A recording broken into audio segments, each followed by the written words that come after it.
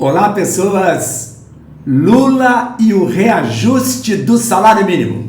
Até a CUT, aliada histórica do PT, reclamou. Mas como logo a CUT, ela toda que fez o L, a central disse que não foi consultada sobre o reajuste do salário mínimo, à base de R$ 1.320, um aumento de R$ 18 sobre o valor fixado pela medida provisória 1143 de 2022. Por este ato, o ex-presidente Bolsonaro atribuiu um ganho real de 1,5% sobre a quantia anterior de R$ 1.212, equivalente a um plus de R$ 90 a partir de 1º de janeiro de 2023. A CUT esbravejou com o Molusco que o reajuste não foi o esperado e nem foi suficiente. A valorização, segundo a central, deveria ser de 6,2%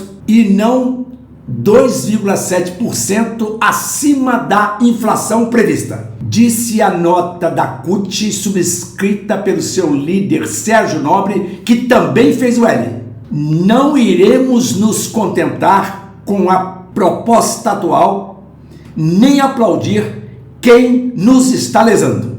Epa! O companheiro resolveu julgar duro e amassar o barro na cara do Supremo Líder. Onde estamos afinal? Não tem mais regulamento nesta bagaça? Já vale desancar o rei assim? E eu tô pasmo, tô passado. A esquerdopatia está falando língua estranha dentro de suas entranhas. O salário mínimo é algo extremamente sensível ao operariado, além de interessar a toda a massa de aposentados e pensionistas da Previdência Social e aos beneficiários dos programas de assistência social do governo, como o BPC-Loas, cujos montantes percebidos estão atrelados ao mínimo.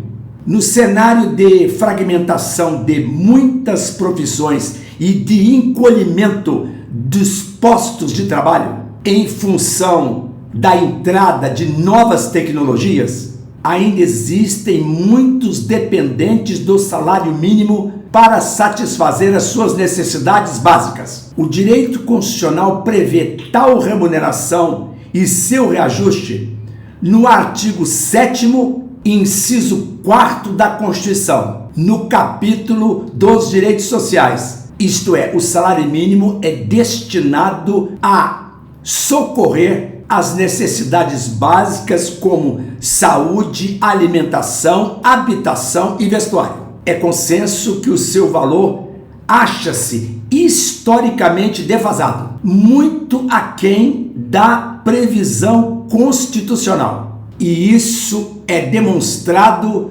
nos estudos do DIEESE, que é o Departamento Intersindical de Estatística e Estudos Socioeconômicos, entidade ligada e mantida pelo movimento sindical. Por exemplo, a evolução de dados no período de 2010 a 2022 mostra em todos os anos sensível diferença entre o salário nominal e aquele considerado necessário para manter uma família de 4 pessoas. Hoje em dia, o montante mínimo indispensável seria algo em torno de mais de 4 vezes a base definida no país. Para o DIEESE, o valor para uma família viver dignamente seria algo em torno de R$ 6.298,31 a preços de agosto de 2022. Pelo levantamento daquela entidade,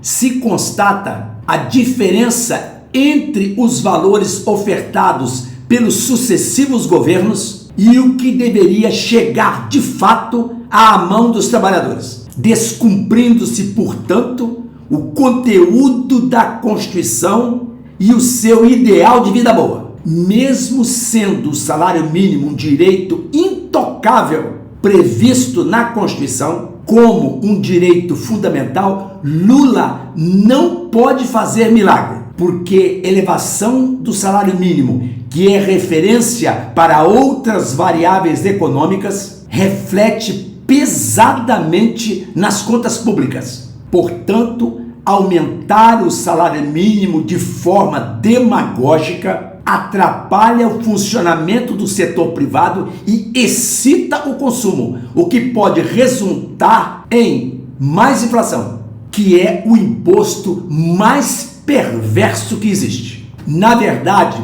parece, por estratégia política, que o governo está muito mais interessado no exercício do compadrio e na acomodação de favores aos que se coligaram em favor do retorno do partido ao poder. Isso explica a agregação de mais de uma dezena de novos ministros, com todo o punhado de cargos DAS, apesar na administração federal e na consequente verba orçamentária. Para esse inchaço da burocracia e a festança da cultura, bem como para o aliciamento de parlamentares para retirarem as suas rubricas da convocação da CPMI dos atos do 8 de janeiro, dinheiro não falta. Lula cumpre o que prometeu. Mão aberta com o dinheiro alheio para com os chaleiras e que se esforçaram para colocá-lo de volta lá. Afinal, brilha uma estrela, cresce a esperança. Ah, é? Mas com R$18 está difícil, hein? O diálogo entre o que o direito prescreve para o trabalhador em termos de conquistas sociais, como o salário mínimo e seus reajustes, nem sempre é compatível com a Constituição em termos de suporte de gastos. Como o dinheiro não nasce em árvores, a viabilidade do que a lei determina precisa ser ponderada com a racionalização econômica. Embora o projeto de sociedade desenhado pela Constituição Federal exige a integração de todos, dirigentes e dirigidos, no cumprimento das diretrizes e princípios ali expressos, como o direito à vida digna, que está na cabeça da Constituição, como um dos mandamentos maiores que pairam sobre a ordem jurídica. Essa dignidade precisa se alicerçar na garantia do